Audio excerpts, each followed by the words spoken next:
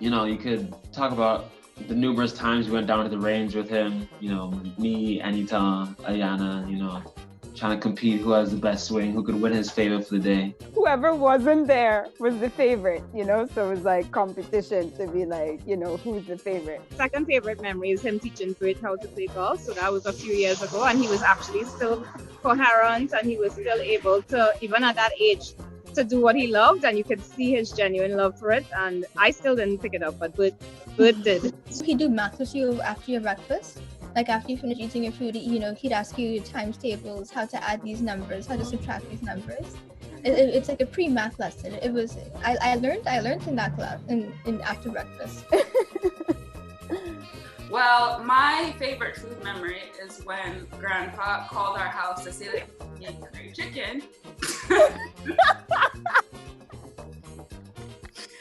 And we went to Diego Mata and we were eating very happily, and it was good. It was extremely good.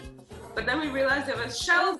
It goes back to golf, not unsurprisingly, that Grandpa hit a tattoo on the golf course and brought it home, fixed it up, called everybody.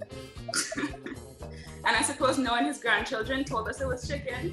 When he was at my graduation, I was on my campus. They had a whole set of possums. And so him and Uncle Dwight and this man named Richard, who was from Trinidad but was on the campus, were making all these plans to try to kill the people in the Manikou on the campus. The king of fish, man.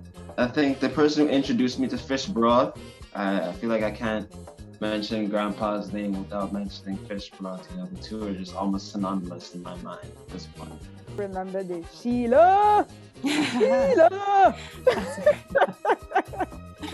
So I went to feed him the day before he died. So he had callaloo and some noodles, and he enjoyed it, and it's a very full circle moment.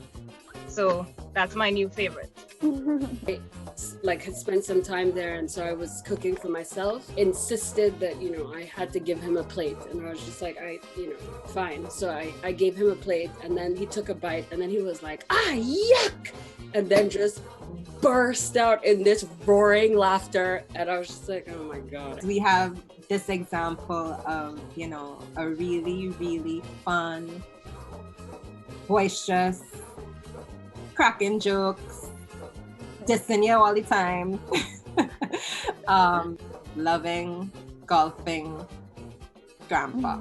Squeaks to Grandpa. Grandpa, to squeak, Grandpa. You is still my friend.